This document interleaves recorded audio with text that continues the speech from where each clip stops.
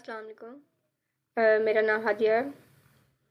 आज की वीडियो में हम देखेंगे ये ऊप के ही कुछ बेसिक टॉपिक्स चल रहे थे। लास्ट वीडियो में हमने जैसे देखा था ऊप के बाद ऑब्जेक्ट एंड क्लासेस देखी थी, कंस्ट्रक्टर देखा था। आज की क्लास में हम देखेंगे कि हमारे पास इनहेरिटेंस क्या होती है। तो ये हमारे पास इनहेरिटेंस हमारा बहुत इम्पॉर्टेंट टॉपिक है डार्ट में। तो अगर हम इनहेरिटेंस की बात करें तो इनहेरिटेंस हमारे पास होती है कि कुछ प्रॉपर्टीज़ लेना अपनी पेरेंट क्लास है। तो जब हम इनहेरिटेंस की बात करती है तो यहाँ पे हमारे पास दो चीज़ों का कॉन्सेप्ट आता है, एक चाइल्ड का और एक पेरेंट का। एक चाइल्ड क्लास का और एक पेरेंट क्लास का कॉन्सेप्ट यहाँ पर इनहेरिटेंस में यूज़ किया जाता है। तो अगर हम इनहेरिटेंस की डेफिनेशन की बात करें तो इनहेरिटेंस की डेफिनेशन हमें ये कहती है कि accessing property from parent class. इसका मतलब ये है कि हम एक जो चाइल्ड क्लास होगी वो अपनी पेरेंट क्लास से प्रॉपर्टीज़ को एक्सेस कर सकती है। ठीक है, तो अगर हम एक एग्जांपल देखें, मैं एग्जांपल के थ्रू आपको समझाने की कोशिश करती हूँ कि जैसे हमारे पेरेंट्स होते हैं ना, तो उनकी कोई भी प्रॉपर्टी हमें इनहेरिट होकर आ जाती है। जैसे अगर वो हमारे फादर हैं, बहुत गुस्सा करते हैं, तो वो प्रॉपर्टी किसी भी चाइल्ड में वो आ सकती है। अगर वो बहुत खुश अखलाक हैं या मतलब बहुत अच्छे हैं, तो हमारी जो मतलब कुछ प्रॉपर्टीज़ होती हैं वो क्या होती हैं, इनहेरिट हो जाती हैं बच्चों में। तो यहाँ पे भी हम डार्ट में भी यही कॉन्सेप्ट है इनहेरिट का कि हमारे पास एक पेरेंट क्लास होगी और जो चाइल्ड क्लास होगी वो अपने पेरेंट की प्रॉपर्टीज़ को इनहेरिट करेगा। उसके लिए सबसे पहले हम अपनी मेन क्लास बना लेते हैं, मेन फंक्शन बना लेते हैं, अपना मेन मेथड। ठीक है, ये आ गया हमारे मेन मेथड का स्कोप। तो अब हम क्या करते हैं, सबसे पहले हम यहाँ पे हम अपनी क्लासेस बना लेते हैं। ठीक है, क्लास बनाने के लिए हमें क्लास का कीवर्ड यूज़ करना पड़ेगा, देन क्लास का नेम। तो हम यहाँ पे दो क्लासेस बनाते हैं, क्लास 1 और क्लास 2 के नाम से। और क्लास 1 में एक फंक्शन बनाते हैं fun के नाम से, जो क्या कर रहा होगा, सिंपल एक प्रिंट कर रहा होगा हेलो को। ठीक है, और जो दूसरी क्लास बनाते हैं, एक और क्लास बना लेते हैं क्लास 2 के नाम से। ठीक है, ये आ गया क्लास 2 का स्कोप। अब अगर मैं क्लास 1 की प्रॉपर्टी को यूज़ करना चाहूँ, मतलब क्लास 2 अगर क्लास 1 की प्रॉपर्टी को यूज़ करना चाहेगा तो क्या करेगा, हम पहले क्या बनाते हैं, ऑब्जेक्ट बनाते हैं, ऑब्जेक्ट क्रिएट करते हैं। तो हम क्लास 2 के नाम से एक ऑब्जेक्ट क्रिएट करते हैं। तो क्लास 2 ले लेते हैं हम यहाँ भी। ठीक है, हमने ये ऑब्जेक्ट क्रिएट कर दिया। अब इस ओबीजे के थ्रू अगर मैं चाहूँ कि मैंने इस f1 फंक्शन को यूज़ करना है, तो देखिए यहाँ पर मेरे पास ये नहीं आ रहा। क्यों नहीं आ रहा, क्योंकि हम ये यहाँ पे रिस्ट्रिक्शन लगी हुई है। हम क्लास 1 के जो है फंक्शनैलिटी को या कोई वेरिएबल है, हम उसको ऑब्जेक्ट बना के भी उसको कॉल नहीं करा सकते, हम उसको यूज़ नहीं कर सकते। अगर मैं यहाँ पे क्लास 1 का ऑब्जेक्ट बनाऊँ, ठीक है, अब मैं अगर इसे कॉल करना चाहूँ तो तब मैं इसे यूज़ कर सकती हूँ। ठीक है, मैं इसको यूज़ कर सकती हूँ, बट क्लास 2 से मैं इसे यूज़ नहीं कर सकती। ठीक है, तो अगर मैं यहाँ पर क्लास 1 की फंक्शनैलिटी को यूज़ करना चाहती हूँ, मतलब इसके वेरिएबल्स को, इसके फंक्शन मेथड को अगर मैं यूज़ करना चाहती हूँ, ठीक है, इसके थ्रू, क्लास 2 के ऑब्जेक्ट के थ्रू। ठीक है, तो मैं क्या करूँगी, मैं यहाँ पे एक कीवर्ड यूज़ करूँगी एक्सटेंड का।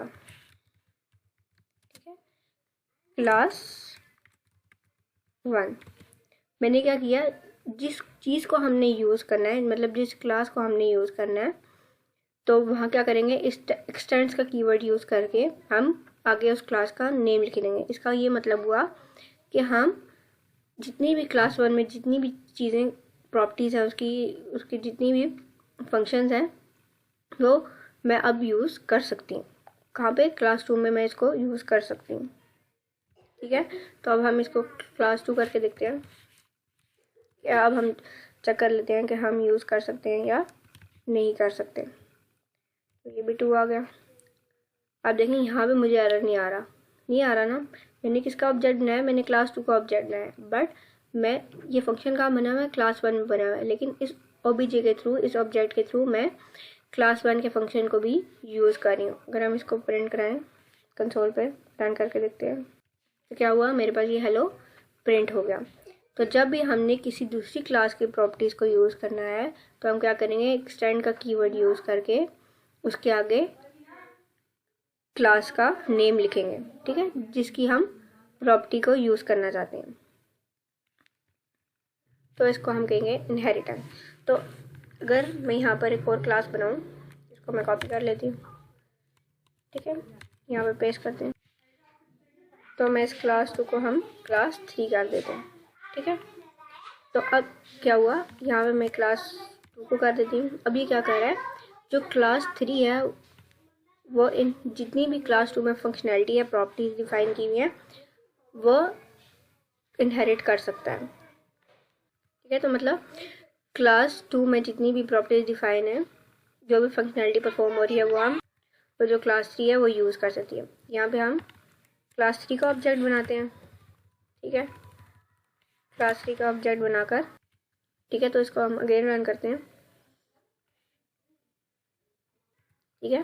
तो यहाँ पे मेरे पास क्या हुआ, हेलो प्रिंट हो गया। क्यों, क्लास 2 में तो हमने ये f1 फंक्शन तो नहीं बनाया था, लेकिन फिर भी यहाँ पे इसने एरर नहीं दिया हमें। क्यों, क्योंकि जो ये क्लास 2 है वो इनहेरिट कर रही है क्लास 1 की चीज़ों को, और ये क्लास 3 क्या कर रही है, क्लास 3 इनहेरिट कर रही है क्लास 2 की चीज़ों को।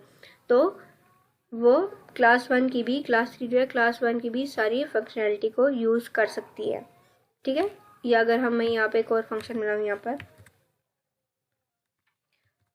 और यहाँ पे f1 कर देते हैं। तो अगर मैं इस ओबीजे के थ्रू ओबीजे डॉट करके f1 को भी कॉल करूँ और हम इसको प्रिंट, तो यहाँ पर हम प्रिंट कराते हैं,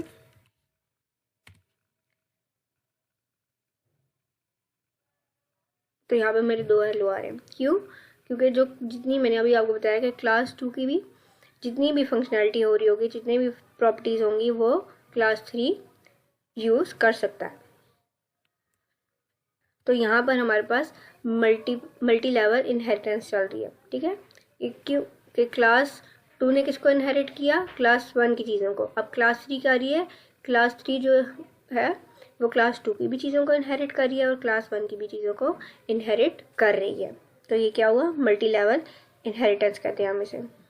तो अगर मैं यहाँ पे चाहूँ, यहाँ पे हम इसको ख़त्म कर दें और मैं अगर कॉमा सेपरेटेड करके ये कहूँ कि क्लास 1 को भी यहाँ पे ये इनहेरिट कर दे, तो यहाँ पर ये नहीं पॉसिबल, ठीक है। यहाँ पे हम डायरेक्टली हम इसे ऐसे नहीं कर सकते कि एक क्लास एक ही टाइम पे दो दो क्लासेस की चीज़ों को इनहेरिट करे। तो वो उसके इनडायरेक्ट तरीके हम वो आगे चल के देखेंगे, बट ये हम डायरेक्ट ऐसे काम नहीं कर सकते। तो हम इसको अंडू कर देते हैं, ठीक है। तो अभी हम 2 क्लासों को लेके चलते हैं।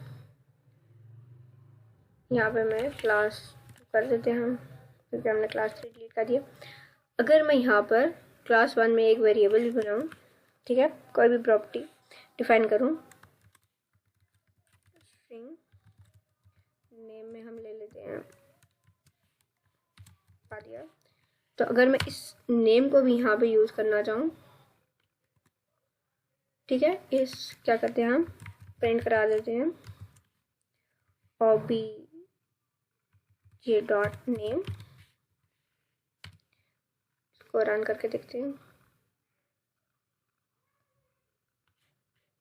ठीक है। तो यहाँ पे भी हम यूज़ कर सकते हैं, मतलब कोई फंक्शन, कोई प्रॉपर्टी, वेरिएबल, हम सब कुछ क्लास 1 की जितनी भी फंक्शनैलिटी यहाँ परफॉर्म हो रही होगी हम इसे यूज़ कर सकते हैं। अगर मैं यहाँ पे कंस्ट्रक्टर बनाऊँ, कंस्ट्रक्टर हमने लास्ट क्लास में देखा था, ठीक है। कंस्ट्रक्टर हम क्या करते हैं, हमारी क्लास का जो नेम होगा उस नेम का हमारे पास कंस्ट्रक्टर बनेगा।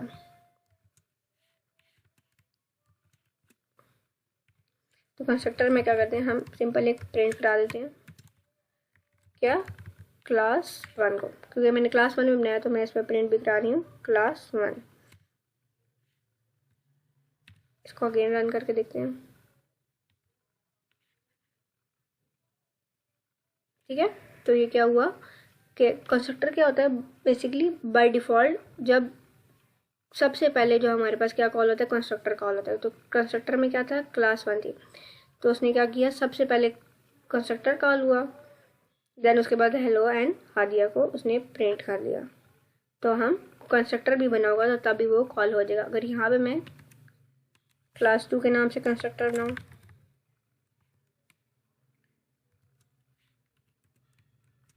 इसमें भी हम प्रिंटिंग कराते हैं। यहाँ पे लिख देती हूँ मैं क्लास 2, क्योंकि क्लास 2 का कंस्ट्रक्टर है। हाँ, हम इसे गेम रन करते हैं तो क्या हुआ, क्लास 2 का कंस्ट्रक्टर भी कॉल हो गया हमारे पास। तो अगर मैं यहाँ करूँ क्लास 1 का ऑब्जेक्ट बनाते हैं, अब हम इसको रन करेंगे तो क्या चेंजिंग आएंगी वो भी हम देख लेते हैं। अब क्या हुआ कि उसने क्लास 2 के कंस्ट्रक्टर को कॉल नहीं किया। क्यों कॉल नहीं किया, क्योंकि ये जो क्लास 1 है वो क्लास 2 की प्रॉपर्टीज़ को इनहेरिट नहीं कर रही है। हमने यहाँ पर तो एक्सटेंड कीवर्ड यूज़ नहीं किया, हमने तो यहाँ पर सिर्फ क्लास 2 के साथ जो है ना एक्सटेंड का कीवर्ड यूज़ किया। तो वो क्लास 2 में जो भी काम हो रहा है उसको प्रिंट नहीं करेगी, मतलब उसके फंक्शन को क्लास 1 जो है क्लास 2 की प्रॉपर्टीज़ को यूज़ नहीं कर सकती है। सिर्फ क्लास 2 जो है वो क्लास 1 की प्रॉपर्टीज़ को यूज़ कर सकती है, क्योंकि क्लास 1 हमारे पास पेरेंट क्लास है और क्लास 2 जो है हमारे पास वो चाइल्ड क्लास है। तो यहाँ पर मैंने एक एग्जांपल लिया है। यहाँ पर मैंने एक एम्प्लॉय क्लास बनाई है जिसमें मैंने 4 वेरिएबल्स बनाए हैं, ठीक है, 4 प्रॉपर्टीज़ बनाई हैं, जिसमें एक नेम है, जिसमें एज है, सैलरी एंड डेजिग्नेशन है। और सेकंड क्लास मैंने बनाई है एचआर की, और एक बनाई है मैंने आईटी डिपार्टमेंट की। तो अब देखें, एचआर में भी हमारे पास कुछ एम्प्लॉयज़ होंगे, आईटी में भी कुछ हमारे पास एम्प्लॉय होंगे, ठीक है।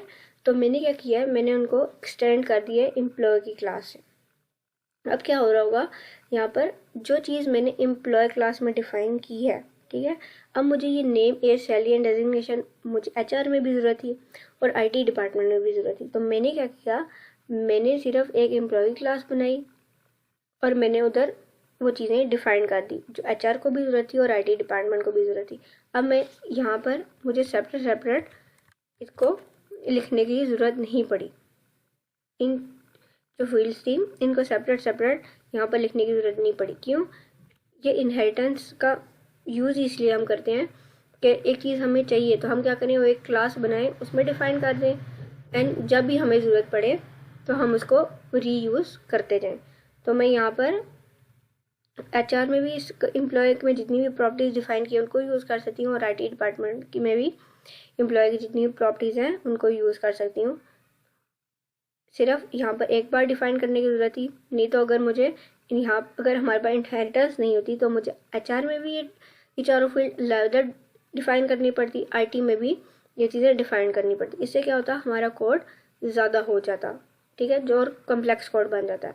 तो हम इनहेरिटेंस की हेल्प से इन कम्प्लेक्सिटी को दूर कर लेते हैं, अपना कोड ईजी बना लेते हैं। अब नेम में हम क्या करते हैं, मैं एक, ठीक है, एक मैं हादिया लिखती हूँ, ठीक है। अब मैं क्या करती हूँ, यहाँ पे एचआर जो है, एचआर में मैं क्या करती हूँ, इस हादिया को प्रिंट कराने की, ठीक है। तो यहाँ पे हम अपने एचआर का ऑब्जेक्ट बनाते हैं, HR OBJ equal to HR, ठीक है।